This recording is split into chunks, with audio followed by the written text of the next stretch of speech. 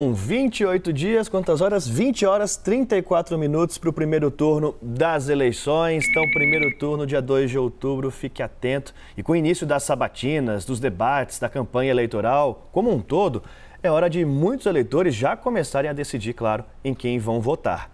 E é sobre esse assunto que a gente conversa agora com a cientista política Denilde Holzhacker. Denilde, muito bom dia para você, bem-vinda ao CNN Sábado. Bom dia, obrigada pelo convite. Denilde, foi uma semana de várias pesquisas, de debates, de um debate, de entrevistas a vários jornais.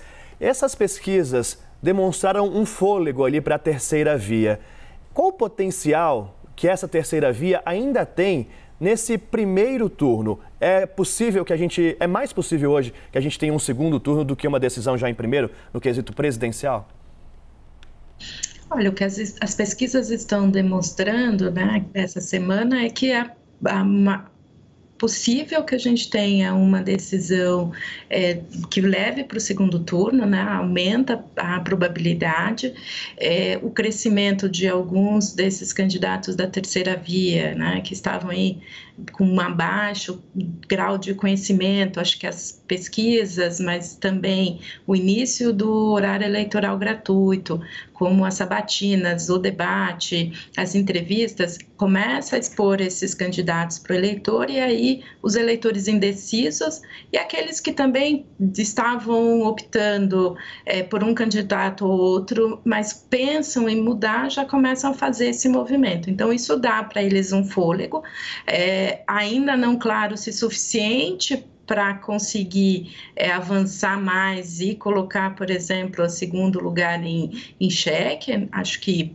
pouco provável, porque a gente tem um período muito curto de campanha, mas elas mostram que a dinâmica eleitoral muda, né? Porque agora, tanto a campanha do Bolsonaro quanto a campanha do Lula começa a trabalhar com a sinalização de um segundo turno e aí as campanhas acabam se reorganizando visto a esse cenário. Então positivo para esses candidatos, ganham espaço, apresentam-se para os eleitores, conseguem apresentar suas ideias e também faz com que os candidatos que estavam à frente também repensem suas campanhas. Denilde, como é que você avalia, né, o desempenho dos principais candidatos à presidência da República no debate que houve, né, durante essa última semana e também nessas sabatinas recentes? Olha, durante o debate ficou bem claro que a Simone Tebet teve uma posição muito favorável, né? Ela conseguiu se expressar muito bem. O debate, além da questão programática, né, das ideias que os candidatos vão apresentar, conta muito como ele se apresenta, né? O gesticular, a forma como ele se posiciona, a voz, né? Como se coloca frente aos outros candidatos, confronta os outros candidatos. Então, a Simone Tebet teve aí um desempenho muito acima dos outros candidatos. O Bolsonaro teve um desempenho que é muito agressivo, né, com um episódio aí que levou com que não só ele passasse a ter uma posição agressiva, mas como ele também gerasse dos outros um questionamento mais incisivo e o deixou muito na defensiva, e com isso ele teve um episódio muito ruim durante o debate. E o Lula tentou ser um candidato muito moderado, mas isso o deixou apagado em alguns momentos. Então, a moderação pode ter sido confundida aí com uma certa apatia da posição dele durante o debate e que também ele deixou de responder muito dos questionamentos. Então, também não foi um bom debate para o Lula. O Ciro Gomes conseguiu, acho que, se posicionar bem dentro do debate. E quanto à sabatina da CNN, acho que os candidatos todos conseguiram ter espaço para apresentar suas propostas, discutiram temas que eles consideram muito relevantes, não conseguiram fugir de questionamentos mais incisivos quando feitos, né? Tiveram que se posicionar, o que é bom para o eleitor porque ele entende de fato qual que é a proposta, né? Muitas vezes os candidatos tentam usar aí algum subterfúgio para desviar de alguma resposta mais incômoda, não se posicionar, mas nessas entrevistas todos foram muito questionados e tiveram que se posicionar. Acho que, de novo, a Tebet conseguiu passar o recado, né, conseguiu mostrar o que tem propostas num viés liberal, resgatou de alguma forma algumas das propostas do governo Temer, então, e mostrou o que conhece muito bem das questões que são centrais para a população.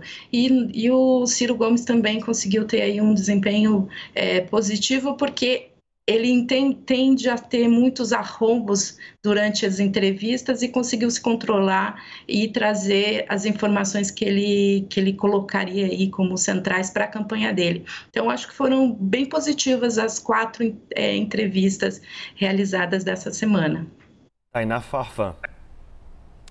Denilde, antes de mais nada, obrigada pela sua entrevista nessa manhã de sábado aqui na CNN.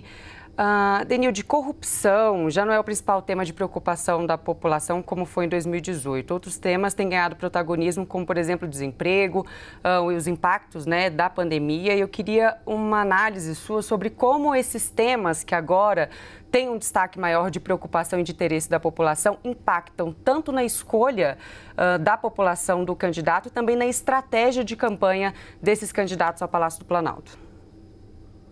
Olha, a questão central para o eleitor é a economia, né? Mas ela tem 2 questões aí que a gente tem que separar. Uma coisa é olhar o que está acontecendo e aí o governo, um governo que está buscando a reeleição, vai tentar focar no que ele entende que são os benefícios da sua gestão e por isso vai enfatizar muito o cenário atual, né? Quando o cenário é positivo ou mostra alguns elementos positivos, o governo vai tentar usar isso como um elemento central para a sua capacidade de convencer o eleitor de que a vida está boa agora e ela vai melhorar no futuro. E os candidatos que são oposição ao governo vão buscar fazer o contrário, vão mostrar todos os pontos que são negativos, reforçar que a situação tem quais são os pontos que deveriam ser melhorados para entender que, olha, a sua situação poderia ser ou está ruim agora, que é se a gente pegar a fala, por exemplo, da Soraya na entrevista, ela deixa isso muito evidente, ou do Ciro, né? O momento é um momento muito ruim para a sociedade, então minha proposta é melhorar e trazer benefícios. Então as campanhas vão tentar usar de certa forma, usar esse mecanismo para mostrar para o eleitor que o quanto a vida vai ser melhor no próximo ano ou nos próximos anos. Então, aí o governo o ex-presidente Lula faz um outro processo. Ele volta para o passado, ele vai dizer: a minha gestão foi melhor e agora ela não é boa e vai ser muito melhor porque eu já fiz bem quando eu fui presidente. Então, essa dinâmica a gente está vendo em todas as campanhas. Esse é o processo que cada uma está tentando usar para conseguir atrair o eleitor. Mas o eleitor está buscando exatamente entender o quanto vai ser positivo no futuro. Tá? É um olhar do que o quanto a minha vida pode melhorar em termos de emprego, e aí isso é bem prático o que o eleitor está buscando. Em relação ao emprego, em relação à renda, em relação à qualidade de vida da minha família e das pessoas que eu conheço. Então, o candidato que conseguir dar essa resposta e conseguir mostrar que vai fazer de fato essa mudança na vida das pessoas, tem mais chance de conseguir votos para ser eleito. Nilde, a gente vai ter nesta semana o esperado 7 de setembro, principalmente o vinculado ao presidente Jair Bolsonaro, apesar de ser, né, uma tradição, uma comemoração importante no nosso país. O Caio Junqueira, nosso analista, trouxe a informação de que, dessa vez, o presidente Jair Bolsonaro deve dosar a fala, não deve fazer ataques diretos ao judiciário, deve dosar ali a sua postura. Até que ponto essa aparente esse aparente recuo do presidente Jair Bolsonaro, que já foi ensaiado algumas vezes, consegue convencer o eleitor de que o presidente também pode ser moderado. E, ao mesmo tempo, esse recuo, a sinalização que traz para o bolsonarista raiz, aquele que quer o presidente mais altivo, mais rígido, mais duro nas falas. Eu acho que ele consegue convencer pouco o eleitor sobre isso. E aí, isso a gente mede pelo grau de rejeição ao governo e ao próprio presidente. Então, e que isso não tem diminuído, apesar da campanha tentar trazer aí elementos de que ele é um candidato moderado em algumas falas, mas ou que ele é autêntico, né? Acho que o grande argumento aí é que não é uma agressividade nas falas do Bolsonaro, mas é que ele é uma pessoa autêntica, indignada com algumas situações e por isso ele tem esse tipo de comportamento. Isso não tem se refletido na mudança da percepção da opinião pública quando a gente olha esse dado de rejeição.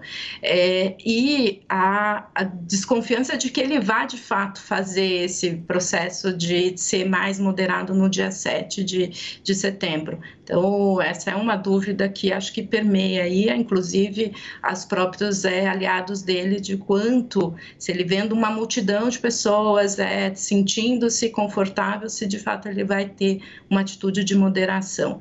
Agora, o risco de uma atitude de não moderação é bastante alto para a campanha dele, inclusive, porque reforça todas as visões que se tem. Além disso, a gente teve um grande movimento da sociedade como um todo, da sociedade civil, contrária a esses posicionamentos do Bolsonaro. Então, do dia 7 de setembro é crucial para entender o quanto ele entendeu esse recado da sociedade civil e quanto ele, de fato, vai se arriscar a jogar mais tensão para o sistema político e gerar aí mais problemas, inclusive para a própria candidatura dele. Então, acho que tem aí um limite, pode ser que, como uma estratégia, como uma tática, manter um certo controle, porque os riscos são bastante altos para a campanha e para manutenção aí de um cenário em que ele consiga demonstrar para o eleitor indeciso e para uma parcela do eleitorado de que ele não tem interesses em contestar resultados, em questionar as urnas, como a gente tem visto nos argumentos e nas posições que ele tem feito aí ao longo da campanha. Denilde, você citou a rejeição, né? O Datafolha mostrou uma rejeição de 52% para Bolsonaro, 39% em relação ao ex-presidente Lula. Qual que é a leitura que você faz disso e de que forma essa rejeição impacta na eleição de outubro? Uma eleição em que os dois principais candidatos têm muita rejeição, né? Então, isso faz com que o eleitor tenha uma estratégia de voto muitas vezes diferente, né? Porque muitas vezes, quando você tem muita rejeição, eu escolho, principalmente aqueles que não são partidários, nem do Bolsonaro, nem do Lula, vão escolher pelo ao menos rejeitado, ou aquele que eu vejo como o que a gente chama na ciência política de second best, né? O segundo melhor dentro da minha visão. Então, essa ação, então, quando você tem essa situação de muita rejeição, você acaba fazendo com que alguma parcela do eleitorado tenha que olhar quem ele vai votar que tenha o menor índice. E essa é uma vantagem para o ex-presidente Lula, que, tendo um menor índice, apesar de um alto índice de rejeição, apesar de ser o maior índice de rejeição que ele teve ao longo aí da carreira dele e nas disputas em que ele já teve, ela é uma vantagem para ele nesse momento, comparado com o do Bolsonaro, que é o presidente e tem esse alto grau de rejeição. Governos que buscam reeleição com alto grau de rejeição, é muito difícil conseguir reverter essa rejeição junto ao eleitor. Então, e é o que a gente tem visto aí ao longo desses dados que têm sido divulgados. O que reforça principalmente para a terceira via, a necessidade de demonstrar isso, de que são dois candidatos com muita rejeição, então que eles seriam as opções melhores para que o eleitor pudesse também sair da bolha e da polarização que a gente tem. Então, as estratégias mudam de acordo com quem está olhando para esses dados da rejeição, né? Então, essa é um pouco que a gente tem que entender quando se fala de rejeição num alto grau como essa eleição que nós temos. Denilde, uma contribuição das candidatas Simone Tebet e Soraya Tronic nessa corrida eleitoral é o papel da mulher na política vivida por elas mesmas, né, como senadoras e todo o machismo que elas têm que conviver, né, na política, ali no Congresso Nacional. Elas têm levantado essa bandeira e eu quero saber como que essa pauta, né, o papel da mulher na política, a representatividade da mulher na sociedade pode impactar na escolha do eleitor. Também levando em consideração que as mulheres é o eleitorado ali caro para o presidente Jair Bolsonaro, que tem se esforçado para tentar conquistar esse eleitorado também. Para o Bolsonaro é sempre complicado, né? Ele é o núcleo que tem maior rejeição, né? O segmento aí das mulheres tem demonstrado essa rejeição maior, entre as intenções de votos a que tem o menor peso para ele, então é um fato, de fato é um problema para a campanha e ele tem buscado estratégias, mas situações como a gente viu no debate do domingo passado, reforçam a visão reforça a visão negativa que se tem com relação a ele. Então, acho que esse debate foi ruim especificamente para que ele consiga mudar essa situação e consiga melhorar a posição dele junto às mulheres. Quanto às duas candidatas, elas têm aí um momento importante, né? A gente teve um movimento forte, especialmente na eleição de 2018 e depois na eleição para as prefeituras, de buscar dar protagonismo para as mulheres. Então essa posição, esse discurso de que as mulheres precisam avançar na política é um discurso que vem sendo construído por uma série de ações, por uma articulação das próprias mulheres que eleitas, né? A gente sabe que o percentual de mulheres eleitas no Brasil é muito baixo frente a outros países, então essa ação que vem sendo feita e que é uma posição importante, reforça as duas candidaturas. Acho que tanto a Soraya quanto a Simone conseguiram trazer para o debate a importância de ter mulheres,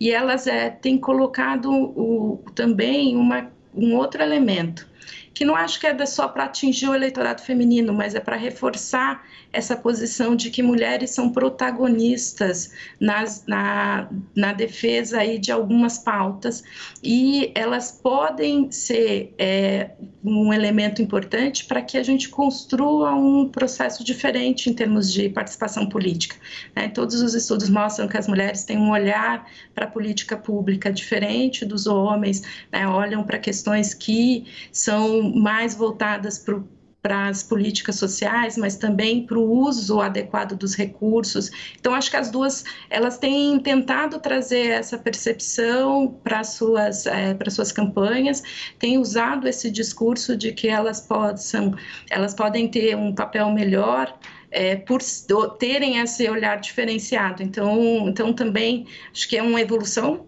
para o debate político e contribuem para também desmistificar alguns elementos sobre a participação da mulher na política. Então acho que nesse sentido as duas têm sido muito felizes nessa colocação e como elas têm se posicionado. Denilde Roushacker, muito obrigado por mais essa entrevista, esse bate-papo aqui na CNN. Até uma próxima. Eu que agradeço.